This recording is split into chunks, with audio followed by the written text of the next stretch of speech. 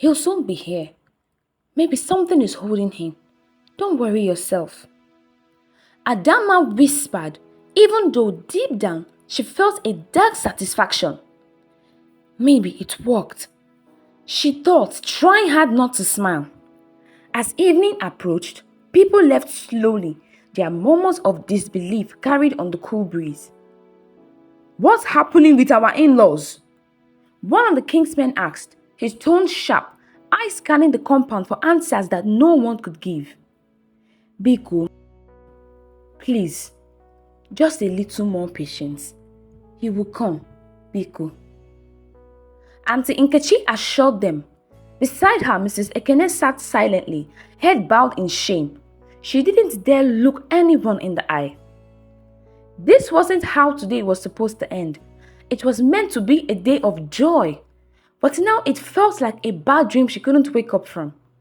Under her breath, she said a quick prayer, holding on to the only thing she had left, hope.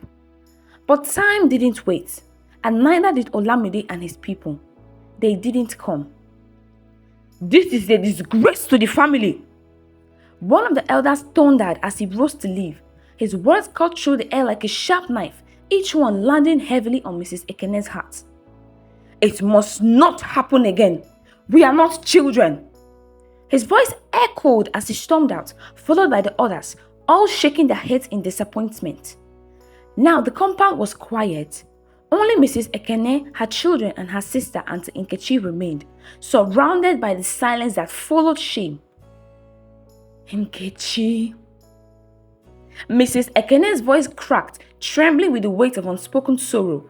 Tears gathered in her eyes, but she blinked them away. Shh. He may come another day. Maybe something happened. You have to stay strong for Nneka.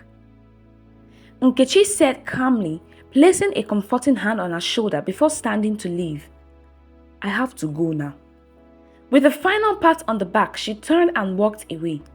Left behind, Mrs. Ekene wiped her tears with the edge of her wrapper, forcing herself to stay composed. Gathering her strength, she took a deep breath and walked into the room where Nneka sat, wearing a soft, unwavering smile.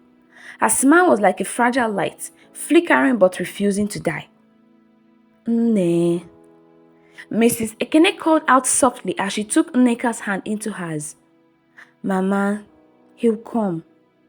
Olamide will come. Nneka said incoherently, making Mrs. Ekene smile behind tears. Yes, my daughter, he will. But those words felt empty when days passed, weeks passed, and months without a word from Olamide. His phone remained unreachable, and it was as if he had vanished into thin air. Slowly, Nneka began to crumble. Each new day weighed heavily on her, and the once lively girl became a shadow of herself. Maybe he couldn't meet up with the font for the list. Adamma suggested one afternoon, sitting beside her sister. I gave him everything, Ada. Nneka said, her voice breaking as tears poured down her face. All my savings, everything I had. With his own money, it was enough to marry me. But now, it's all gone. He's gone. The only man I ever loved is gone. She broke down completely, sobbing uncontrollably, her pain spilling out in waves. Adamma reached out and wrapped her arms around Nneka, holding her tightly, trying to offer comfort, though words felt useless in that moment. As the years went by, Ngozi introduced Obinna, the man she wanted to marry. He was the only son of a wealthy and influential man from a nearby village. He was handsome, well off, and everything a family could hope for in a son-in-law. His family had enough to transform their lives, and hope returned to the house. His presence in their lives felt like a blessing, as if the dark cloud that had hung over the family for so long was finally beginning to lift. Obinna collected the marriage list and everything seemed perfect. But just as the days drew near, he sent a message to Ngozi saying he was no longer interested in the marriage. No reason, no explanation. Just those cold words that shattered her world. Ngozi was crushed. It wasn't just heartbreak, it was humiliation, pain, and loss all over again. Another wound added to a family already scarred by disappointment. Unable to face anyone, she locked herself in her room for days, refusing to eat, refusing to speak, drowning in heartbreak and shame. Months later, another wealthy man came to ask for Ngozi's hand in marriage. His name was Jaguar, a well-known businessman with thriving ventures across the state. Without hesitation, Ngozi accepted. Everything seemed perfect once again. Mrs. Ekene, excited and relieved, spread invitation cards throughout the village. On the day of the wedding, everyone gathered expecting a grand celebration. But just like before, it ended in shame. Jaguar never showed up. The villagers left, laughing and whispering. Mrs. Ekene covered her face in humiliation, tears threatening to fall. Something is wrong somewhere, Ekene. Isn't this the third suitor? Auntie Nkechi asked softly, but Mrs. Ekene couldn't speak. Her mouth felt heavy, her hands trembled, and her heart bore the weight of a burden she couldn't understand. What was wrong with her daughters was something she couldn't pinpoint. She gathered her children that night and prayed, pouring out her soul, but it felt as though her prayers never reached heaven. Doubt hung over the family, growing stronger with each passing day. Soon, they became the laughingstock of the village. Eyes turned when they passed, whispers followed, and gossip spread like wildfire. During one of the women's meetings, Mrs. Ekene sat quietly. Mommy Ugochi, the treasurer, was asked to say the closing prayer. May the Lord protect our families, bless our sons, and not allow our daughters to end like that of Mrs. Ekene. She said, her words cutting through the room. The other women burst out in laughter, some of them even snickering behind their hands. Mrs. Ekene's heart shattered in that moment. Her cheeks burned with shame, and she stood, trying to walk out of the room. But the women weren't done with her yet. One woman stepped forward, blocking her way.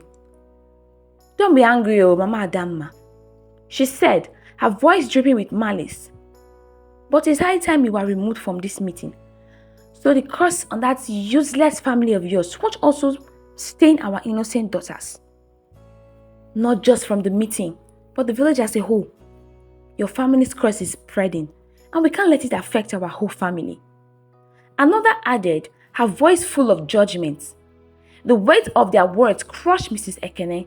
She stumbled out of the room, tears streaming down her face, each step feeling heavier than the last. Her heart ached, and the cruel laughter of the women echoed in her ears, reminding her of the pain she couldn't still comprehend. When she got home, she was surprised to see her daughters gathered in the living room. She quickly wiped her tears as she took her seat. Nneka spoke first, her voice shaking, her eyes swelling with unshed tears. Let's try again, Mama, she said, her words barely above a whisper. Then she went on to tell her mother about a man who was interested in marrying her. He was in his late 50s. Mrs. Ekene's heart dropped at the thought of her daughter marrying a man so much older. She closed her eyes, trying to hold back the storm of emotions inside her. But Nneka, her face full of determination, gently reassured her. He loves me, Mama, and that's all that matters, right? She said, her voice steady despite the sadness in her eyes. She was already 30 years old and was due enough to leave the house. Adamma, on hearing this, tightened her hold on the pictures that laid inside her undies. She had noticed something strange. Ever since she left the Dibra shrine, no man had approached her. Her agreement had been clear. She would free her sisters only after she was married, not to trap them forever. But how could that happen when no man even looked her way? Her beauty still shone brightly, but it meant nothing without the attention she had once received from men. Adamma made her way to Auntie Nkechi's house, her heart heavy with confusion and frustration. Auntie Nkechi greeted her with a bright smile. Your mom was humiliated at the women's meeting today. Auntie Nkechi said, her voice laced with cruel amusement. The poor woman cried. The funny twist is that the mastermind of her misery is her beloved first daughter, Adamma. She laughed loud and long. You should be happy now, Ada. Your sister's marriage lies in your hands. She added, still laughing, but when she noticed the serious look on Ada's face, she paused and stared at her niece with concern. What is it again, Ada? You should be the happiest now. Happy? Until you say happy? Since I left that shrine, no man has looked at me. How can I free my sisters if I don't even have a man of my own? Auntie Nkechi's eyes narrowed. Isn't that what you wanted? For your sisters to never get married? She sneered. Adamma's eyes filled with confusion. I don't understand you, Auntie. I really don't. What is there not to understand, Ada? Auntie Nkechi spat. You can never get married. And if you can't, your sisters can't. You all die single. God forbid! Adamma shouted angrily. It can never happen, Auntie. Auntie Nkechi's face twisted with rage. You try anything stupid, Ada, and you will lose that little sense you have left. Foolish girl. Now get out of my sight, or Banje. She spat, her voice dripping with venom. The walk back home felt very heavy for Ada. She held her chest as she wept bitterly on the road. She held the key to her family's happiness, but it was at the expense of her sanity. For the first time, she truly regretted what she had done. She felt foolish, so foolish for falling into Auntie Nkechi's trap. If only she had listened to her mother's advice. If only she had known better. But now, at 33 years, she was alone, no man, no future, nothing. As expected, the wedding between Nneka and Jaguar never happened. And for the first time, Adamma wept bitterly. Her sisters watched in shock, not understanding the depth of her grief. Nneka, her eyes already devoid of tears, just stared blankly. Ugomma, the youngest, felt the weight of the family's heartbreak pressing down on her. Ugomma had someone who was eager to marry her, Ezekiel. They had been together since her second year in school, and their bond seemed unbreakable. Ezekiel had been asking to meet her family for months, talking about marriage, but Ugomma always found a way to avoid it. The fear of what was happening in their family, the shame, the pain, it was too much for her to face. With each passing day, Ugomma bore the burden in her heart, but she could feel her relationship slipping away. Ezekiel's patience was running thin, but her fear still held her in place. Meanwhile, Mrs. Ekene decided not to take the happenings in her family lightly. She visited her sister Nkechi, who also confirmed it and told her about a very powerful prophet who could help. Mrs. Ekene trusted her sister, so she went along with Nkechi to meet the prophet. When they met the prophet, he looked at Mrs. Ekene with serious eyes and spoke. Your daughters have spiritual husbands.